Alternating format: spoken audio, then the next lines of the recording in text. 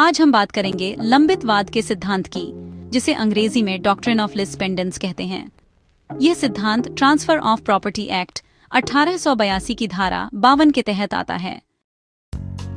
Lease pendens एक Latin शब्द है जिसका मतलब होता है विचाराधीन वाद या पेंडिंग लिटिगेशन। जब किसी संपत्ति के अधिकार को लेकर न्यायालय में वाद यानी मुकदमा चल रहा होता है और उसी दौरान उस संपत्ति का किसी पक्ष द्वारा ट्रांसफर कर दिया जाता है, जैसे कि बेच देना, उपहार में दे देना वगैरह, तो यह ट्रांसफर लीज पेंडेंस के सिद्धांत के अधीन आता है। इसका मतलब यह है कि इस ट्रांसफर का नया मालिक भी उस न्यायालय के निर्णय से बंधा रहेगा। इसका मुख्य उद्देश्य है न्यायिक प्रक्रिया के दौरान किसी संपत्ति का ऐसा हस्तांतरण रोकना जिससे वाद के निष्पक्ष निर्णय पर कोई असर पड़े। जब कोई वाद किसी संपत्ति के अधिकार पर न्यायालय में लंबित है, तो उस वाद की अवधि में वह संपत्ति किसी पक्ष द्वारा स्थानांतरित की जाती है, तो वह स्थानांतरण उस वाद के निर्णय के अधीन रहेगा। वाद लंबित हो मतलब कि किसी सक्षम न्यायालय में वाद विचाराधीन होना चाहिए। दूसरा, विवाद का संबंध अचल संपत्ति से होना चाहिए। तीसरा, वाद में शामिल कोई पक्ष ट्रांसफर कर रहा हो। चौथा, ट्रांसफर ऐसा हो जिससे वाद के निर्णय पर प्रभाव पड़े। और पांचवा, वाद किसी सक्षम अधिकारिता वाले न्यायालय में विधिवत शुरू हुआ हो। जागन सिंह बनाम धनवंती, जो कि AIR 2012 सुप्रीम कोर्ट का केस है, उसमें सुप्रीम कोर्ट ने कहा कि यदि कोई व्यक्ति लंबित वाद के दौरान संपत्ति खरीदता है तो उसे वह संपत्ति न्यायालय के अंतिम निर्णय के अधीन प्राप्त होगी। इसी तरह जयाराम मुदालियर बनाम अय्यास्वामी AIR 1973 सुप्रीम कोर्ट 569 में यह कहा गया कि यह सिद्धांत न्यायिक प्रक्रिया की पवित्रता बनाए रखने के लिए आवश्यक है। ऐसा ट्रांसफर अमान्य नहीं होता, लेकिन वह न्यायालय के निर्णय के अधीन होता है।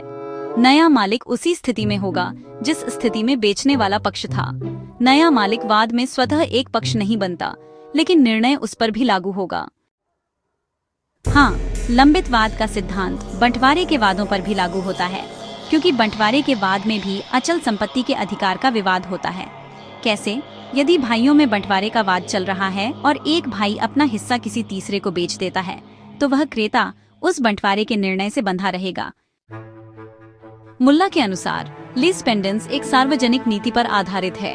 यह पक्षकारों को मुकदमे के दौरान निजी सौदे करके अन्य पक्षकारों के अधिकारों को विफल करने से रोकता है।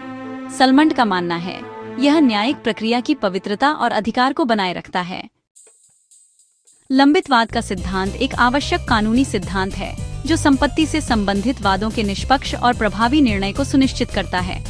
इसका उद्देश्य यह है कि कोई भी पक्ष अपने हितों की रक्षा के लिए न्यायालय के निर्णय से पहले संपत्ति को न बेचे या ट्रांसफर न करे, जिससे न्यायालय का निर्णय अर्थहीन हो जाए। यह सिद्धांत न केवल सामान्य संपत्ति विवादों पर, बल्कि बंटवारे, उत्तराधिकार, वसीयत आदि जैसे मामलों पर भी समान रूप से लागू होता है। यह रहा लंबित वाद का सिद्धांत, डॉक्ट्रिन ऑफ लीज पेंडेंस का quick revision exam friendly version. 5 मुख्य बिंदुओं में। पहला, परिभाषा। लीज पेंडेंस का अर्थ है लंबित वाद के दौरान संपत्ति का ट्रांसफर। यह सिद्धांत कहता है कि जब कोई वाद न्यायालय में लंबित हो तो उस संपत्ति का किया गया ट्रांसफर न्यायालय के निर्णय के अधीन रहेगा। Section 22 transfer of property act 1882। दूसरा, आवश्यक तत्व वाद न्यायालय में लंबित हो, वाद अचल संपत्ति से संबंधित हो, ट्रांसफर करने वाला पक्षकार हो, ट्रांसफर वाद के अधिकार को प्रभावित करता हो और वाद सक्षम न्यायालय में विधि पूर्वक शुरू हुआ हो। तीसरा, प्रभाव। ट्रांसफर अवैध नहीं, पर न्यायालय के निर्णय के अधीन रहेगा। नया खरीदार पुरानी स्थिति में होगा और फैसला उसे भी बाध्य करेगा। चौथा, बंटवारे पर लागू। सिद्धांत बंटवारे के मामलों में लागू होता है। यदि बंटवारे का वाद लंबित हो और हिस्सा ट्रांसफर हो जाए तो खरीदार निर्णय से बाध्य रहेगा। पांचवा, महत्वपूर्ण केस। जयाराम मुदलियार बनाम अय्यास्वामी 1973। न्याय की निष्पक्षता के लिए सिद्धांत जरूरी। जागन सिंह बनाम धनवंती 2012। खरीदार को न्यायालय के निर्णय का पालन करना होगा।